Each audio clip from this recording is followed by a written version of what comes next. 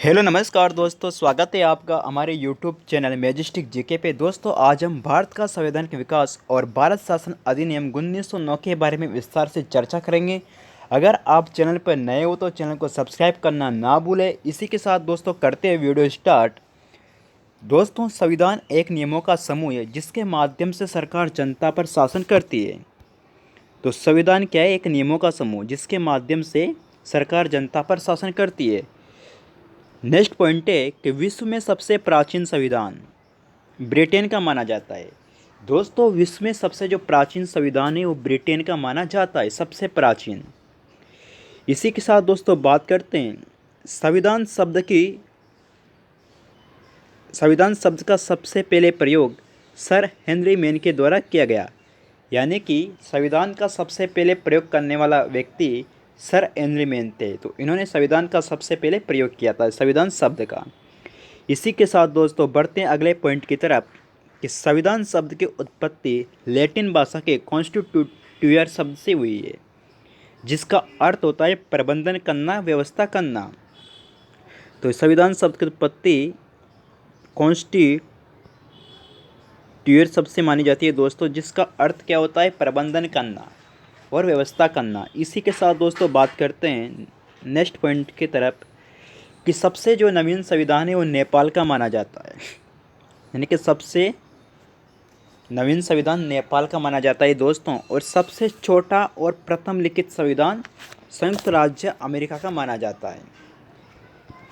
यानी कि सबसे छोटा और प्रथम लिखित संविधान संयुक्त राज्य अमेरिका का माना जाता है। इसमें टोटल 7 अनुच्छेद शामिल है दोस्तों। ये सबसे नवीन संविधान नेपाल का, ये 2015 का है। इसी के साथ दोस्तों बात करते हैं नेक्स्ट पॉइंट के बारे में कि विश्व में सबसे बड़ा लिखित संविधान अपना भारत का माना जाता है, जिसमें टोटल 395 अनुच्छेद है। तो सबसे बड़ा भी है और लिखित संविधान भी है। इसी के साथ भारतीय संविधान के उत्प्रेरक विचारक हेमेंद्र रॉय को माना जाता है, अर्थात मानवेंद्र नाथ रॉय को माना जाता है। अगला पॉइंट है दोस्तों, एशिया का प्रथम लिखित संविधान जापान का माना जाता है, जो 1888 का है। अब दोस्तों बढ़ते हैं कुछ इम्पोर्टेंट पॉइंट की तरफ। दोस्तों, प्लासी का युद्ध 1757 को हुआ था। बक्सर का युद्ध 12 अक्टूबर 1764 को हुआ। इलाहाबाद संधि 1765 में अवध के नवाब और कंपनी के मध्य हुई थी। इसी के साथ दोस्तों बात करते हैं अगले पॉइंट्स के बारे में। Regulating act. दोस्तों, रेगुलेटिंग एक्ट 1773 ईस्वी में आया। इस एक्ट के इस अधिनियम के द्वारा बंगाल के गवर्नर को बंगाल का गवर्नर जनरल का नाम दिया गया था, इस एक्ट के माध्यम से। और प्रथम गवर्नर जनरल, भारत के प्रथम governor general Lord Warren Hastings बने। तो यानी कि भारत के प्रथम गवर्नर जनरल कौन थे? Lord Warren Hastings.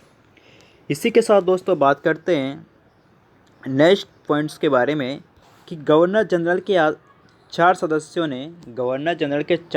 ने कार्यकारी परिषद की स्थापना की थी,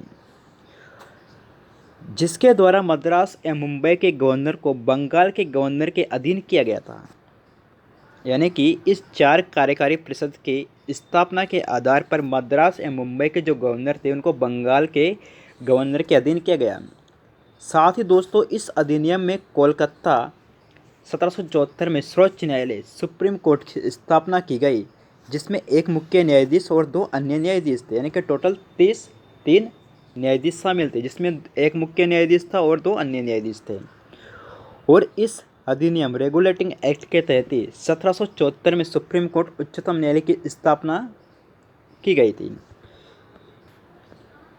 इसी के साथ दोस्तों बात करते हैं कि प्रथम मुख्य न्यायाधीश एलिजा इम्पे बने तथा कंपनी के मामलों को देखने के लिए इन्होंने बोर्ड ऑफ डायरेक्टर की स्थापना की गई थी।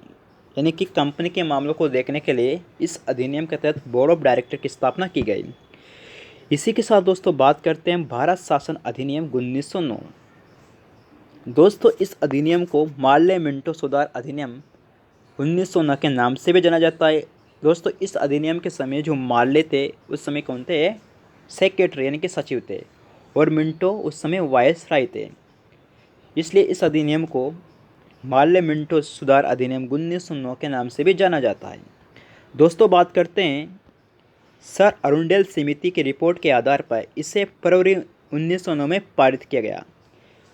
किस समिति के आधार पर इसे पारित किया गया था 1909 अधिनियम को? सर अरुंडेल समिति के आधार पर इसे पारित किया गया फरवरी 1909 में। इस अधिनियम में केंद्रीय और प्रांतों में विधान परिषद के आकार में वृद्धि की गई, साथ ही केंद्रीय विधान परिषद में संख्या 16 से बढ़ाकर 60 की गई। इसी के साथ दोस्तों बात करते हैं कि इस अधिनियम में वायसराय की कार्यकारी परिषद में एक भारतीय स्वतंत्र व्यक्ति सत्येंद्र प्रसन्न सिन्हा को नियुक्त किया गया था। किस अधिनियम में? भारत शासन अधिनियम 1909 में। दोस्तों बात करते हैं अगले पॉइंट के बारे में। इस अधिनियम की सबसे प्रमुख विशेषता मानी जाती है कि इसमें सांप्रदायिक निर्वाचन पद्धति की शुरुआत की गई और चुनाव में मुसलमानों को अलग से प्रतिनिधित्व दिया गया। किस अधिनियम के तहत सांप्रदायिक निर्वाचन पद्धति की शुरुआत मानी जाती है और मुसलमानों को अलग से प्रतिनिधित्व दिया गया? तो भारत शासन अधिनियम 1909 में। साथ ही दोस्तों कुछ इम्पोर्टेंट्स नोट है। नोट फर्स्ट, 1909 इस अधिनियम में मुसलमानों को अलग से प्रतिनिधित्व दिया गया। नोट 2, 1919 में इसमें सिखों, ईसाइयों, आंग्ल भारतीयों को चुनाव में अलग से प्रतिनिधित्व दिया गया था।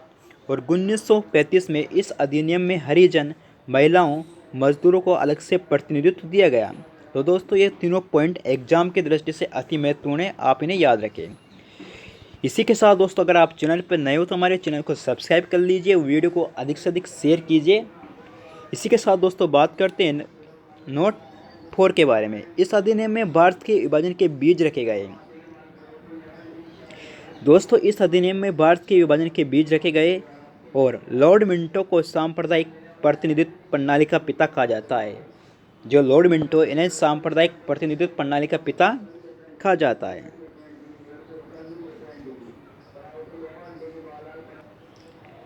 इस अधिनियम में अंग्रेजों ने फूट डालो राज्य करो की नीति अपनाई थी। दोस्तों भारत शासन अधिनियम 1909 में अंग्रेजों ने फूट डालो राज्य करो की नीति अपनाई।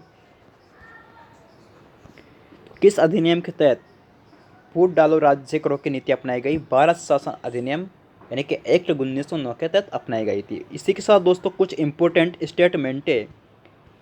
दोस्तों प्रथम निर्वाचन मंडल के बारे में लॉर्ड मार्ले ने लॉर्ड मिंटो से कहा, हम नाक के दांत बो रहे हैं, इसका फल क्या होगा? भीषण होगा। किसका कथन था? लॉर्ड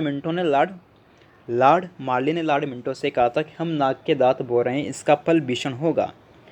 इसी के साथ दोस्तों बात करते हैं संवैधानिक विकास से जुड़े कुछ और प्रीवियस ईयर क्वेश्चन है दोस्तों, इनको भी देख लेते हैं। दोस्तों भारतीय संविधान विकास की प्रक्रिया का प्रारंभिक चरण माना जाता है। किस एक्ट को माना जाता है? दोस्तों 1773 रेगुलेटिंग एक्ट को माना जाता है। यह पटवार 2011 में पूछा गया प्रश्न है। इसी के साथ दोस्तों बात करते हैं हेलिजा एम्पे का संबंध किस क्षेत्र से है? दोस्तों हेलिजा एम्पे का संबंध है न्यायिक क्षेत्र से। ये जेल पेरी 2018 में पूछा गया प्रश्न था। इसी के साथ दोस्तों बात करते हैं किस अधिनियम के द्वारा बोर्ड ऑफ कंट्रोल की स्थापना की गई थी? दोस्तों पिट्स इंडिया एक्ट 1784 के द्वारा बोर्ड ऑफ कंट्रोल की स्थापना की गई थी। आपका आंसर ये है 1784।